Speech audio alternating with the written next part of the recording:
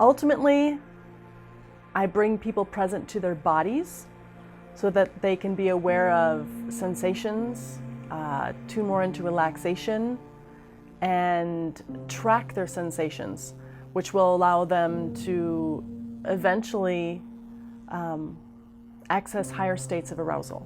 Because when people come to see me, generally there's some challenges in their expression of their sexuality or sensuality. And that's usually because they're challenged in staying embodied and staying present. So it's really a lot of embodiment skills to bring them back to their body and to find pleasure in even the smallest things. It's not about more techniques or higher states of arousal. It's mostly slowing everything down initially. Well, the most important thing is that you're safe and you're heard, you're understood, an environment of no shame, so everything is welcome here. And really it's about tracking your nervous system and responses, so we're never going to go faster than what your body is ready for.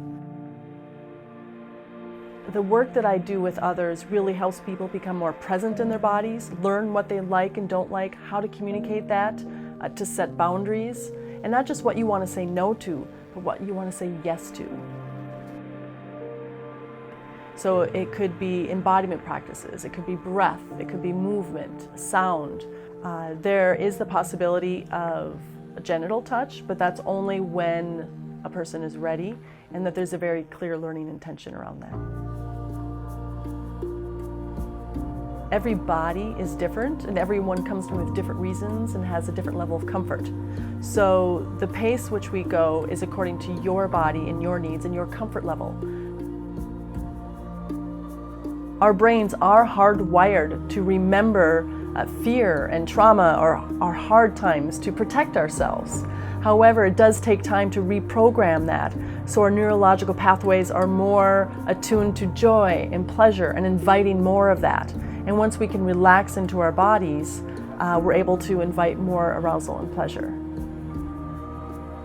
There's so much personal and relational fracture that becoming more attuned to one's body brings healing and holding personally, but then also that translates to how I can or we can relate with others as well.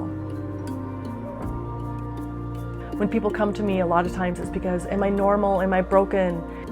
And there's nothing more rewarding to having them go away. I'm not broken. I'm healthy. I'm capable of pleasure, any kind of pleasure that I so choose, and sharing that with others. Our sexual habits and attitudes are built over a lifetime. And like any other habit, it takes ongoing work to change our relationship to our bodies and our sex. And that's what we'll do together.